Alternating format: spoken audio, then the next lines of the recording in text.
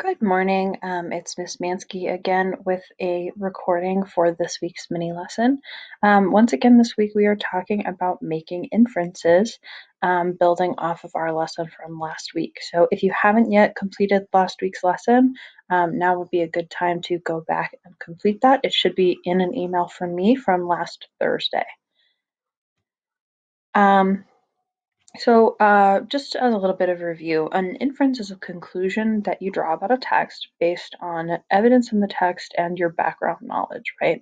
For example, in this scenario, it says Sam wakes up on a Wednesday in February and looks out the window. Heavy white flakes are falling and no cars are on the road. His mother tells him he can go back to sleep. What is going on?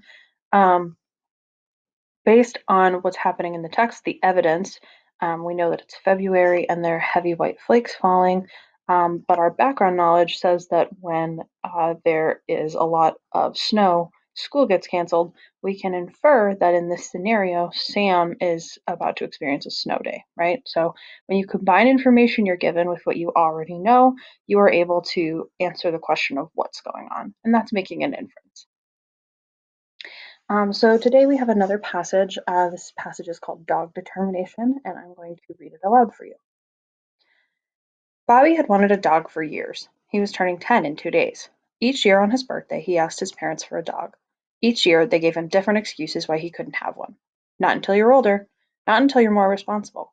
Wait until we get a bigger house. This year, Bobby couldn't think of any reason they would say no. Mom, Dad, I always ask for a dog for my birthday. It's all I really want, and maybe this year, not now, Bobby. His dad brushed past him. Sue, please tell me you didn't spend this much. Mom, Dad, my birthday's in 2 days, and I was wondering if this year we could finally. Not now, Bobby. Andy, what are you getting upset about? That's your car repair bill, not mine. I can't believe it. I put in hours of overtime this week. It's all getting used on that stupid clunker, Bobby's dad yelled. He crumpled a piece of paper angrily and stormed through the kitchen. I wanted to save for the new car. You said it would be better to fix the old one. His mother stomped after his dad.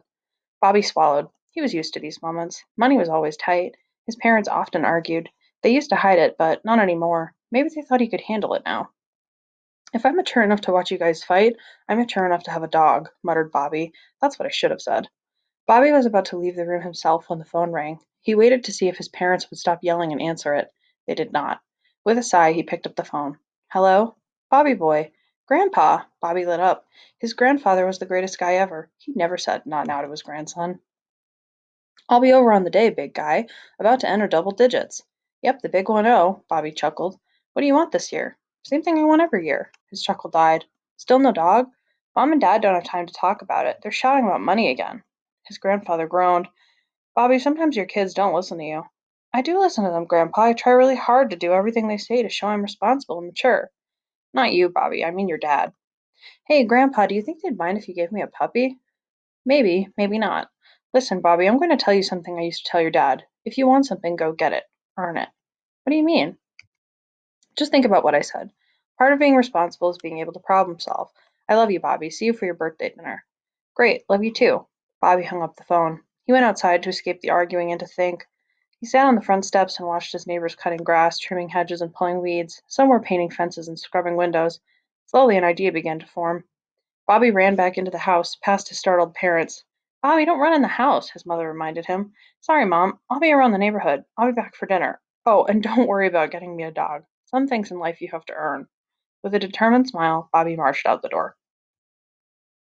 Okay, there is a 2-question exit ticket attached to this email that prompts you to answer some questions and make some inferences about this text.